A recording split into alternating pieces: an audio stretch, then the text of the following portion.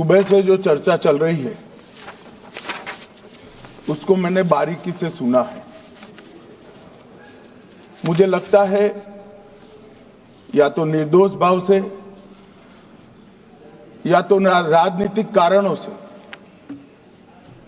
ढेर सारी भ्रांतियां कई सदस्यों के मन में भी है और कई सारी भ्रांतियां सदन के माध्यम से, आपके माध्यम से पूरे देश भर में फैलाने का प्रयास भी हो रहा है।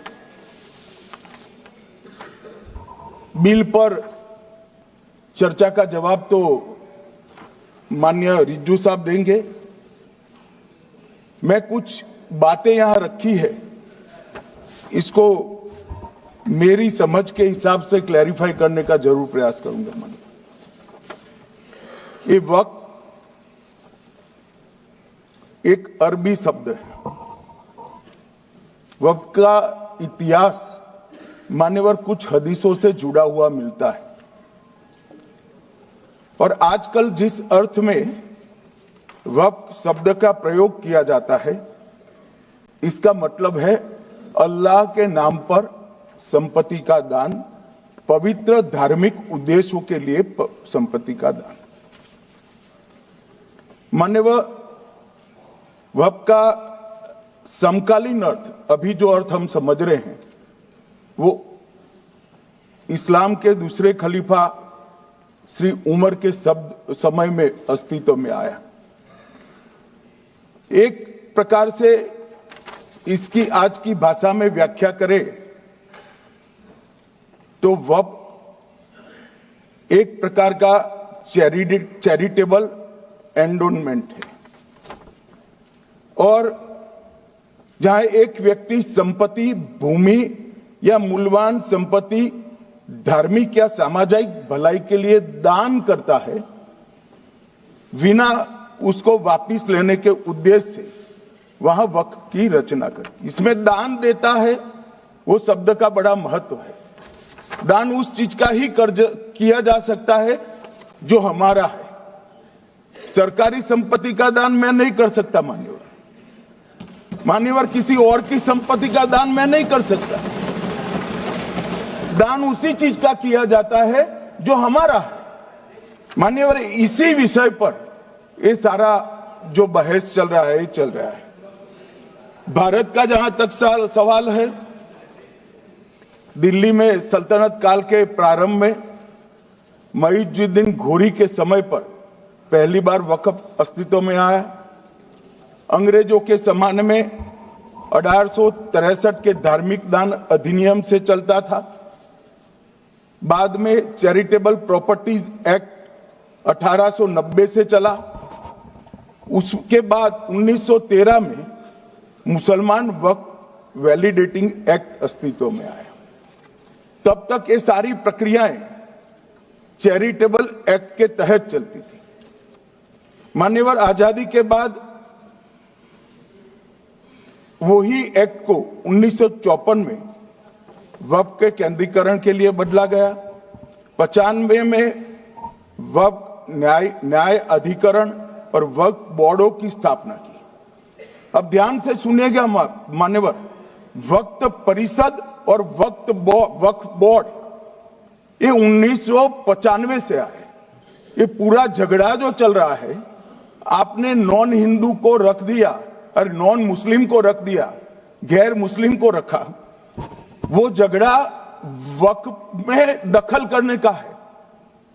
पहले तो वक्फ में कोई गैर इस्लामिक सदस्य आएगा ही नहीं, ये स्पष्टता समझ लीजिए।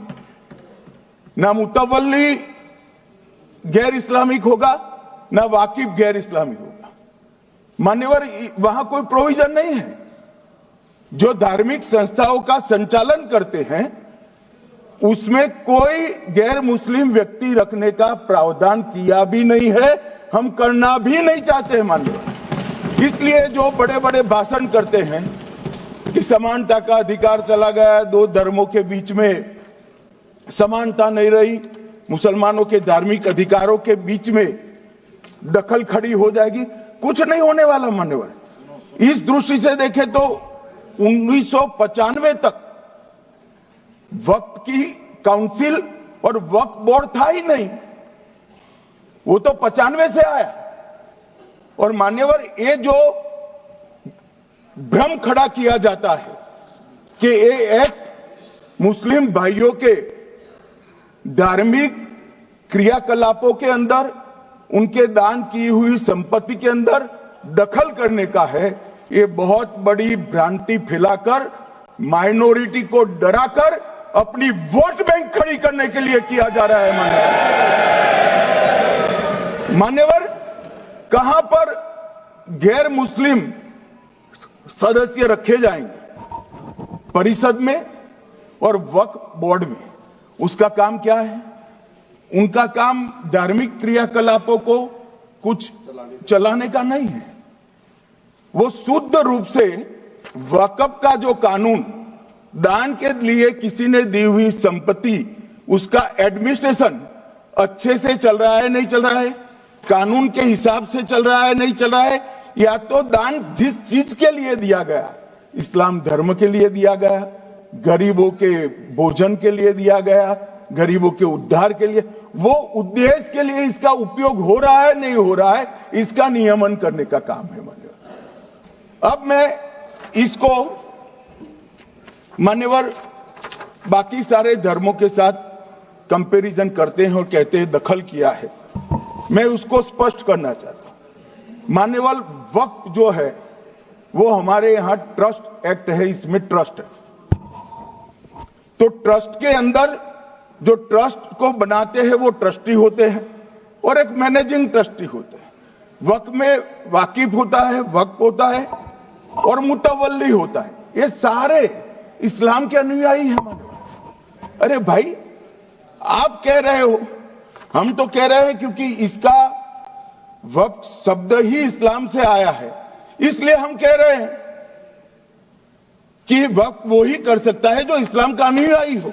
अब आप उसका विरोध कर रहे हो, तो आप तो वक्फ में भी नॉन इस्लामिक आदमी चाहते हो। मान्यवर, क्या कह रहे हैं? हम इसलिए कह रहे हैं कि वक्फ वो ही कर सकता है जो प्रैक्टिसिंग इस्लाम को प्रैक्टिस करता होगा, क्योंकि मान्यवर इसकी उत्पत्ति ही इस्लाम के सिद्धांतों से हुई। अब मान्यवर, वक्फ धार्मिक हुआ, वक्फ बोर्ड नहीं हुआ, वक्फ परिषद भी नहीं हुई। अरे सुनो भाई, मान्यवर, ट्रस्ट के अंदर ट्रस्टी जो होते हैं, जो चर्च होगा तो क्रिश्चियन होंगे, पारसी भी होंगे, पारसी के लिए वो ट्रस्ट होगा, तो हिंदू होगा तो हिंदू के लिए। अब चैरिटी कमिश्नर हम कहेंगे कि भाई मुस्लिम क्यों आया? मुझे बताओ, चैरिटी कमिश्नर एक्ट में मुसलमान चैरिटी कमिश्नर बन सकता है या नहीं बन सकता है? उसको ट्रस्ट नहीं चलाना है, उसको चैरिटी के कानून के हिसाब से वो ट्रस्ट चले, उसकी देखरेख करनी है। ये धार्मिक नहीं है, ये धर्म का काम नहीं है मान्यवर, ये एडमिनिस्ट्रेटिव वर्क है। और इसलिए तो फिर चैरिटी कमिश्नर हिंदू होगा तो वो क्रिश्चियनों के ट्रस्ट का कैसे देखरेख करेगा? चैरिटी कमिश्नर क्रिश्चियन होगा तो जैनियों के और हिंदुओं के ट्रस्ट का कैसे देखरेख करेगा? अब बताओ कि सारे ट्रस्ट के चैरिटी कमिश्नर अलग अलग बन, देश तोड़ दोगे आप लोग, तोड़ दोगे। हमने साहब, मैं अभी भी आपके माध्यम से, इस सदन के माध्यम से देश भर के मुसलमान भाइयों बहनों को कहना चाहता हूं, आपके वक्फ में एक भी नॉन मुस्लिम नहीं आएगा। ये एक्ट में ऐसा कोई प्रावधान नहीं। मगर जो वक्फ बोर्ड है और वक्फ परिषद है, उसका काम क्या है? वक्फ की संपत्तियां मान्यवर बेच खाने वाले लोगों को पकड़कर इसके बाहर निकालने का। वक्फ के नाम पर औने पौने दाम में संपत्तियों को 100-100 साल तक किराए पे देने वाले लोगों को पकड़ना है। वक्फ का जो पैसा होता है, इनकम जो घिरती जा रही है, जिसके माध्यम से माइनॉरिटी का विकास करना है, माइनॉरिटी को आगे बढ़ाना है, इस्लाम धर्म की सारी धार्मिक संस्थाओं को पुख्ता करना है। ये पैसा जो चोरी होता है ना, उसको पकड़ने का काम वक्फ बोर्ड वक्फ परिषद करे। और मान्यवर, वो चाहते हैं कि इनके राज में जो मिलीभगत चली वो चलती रहे। ये नहीं चलेगी, ये नहीं चलेगी। और मान्यवर, मैं आज आपको बताना चाहता हूं क्या स्थिति हुई है।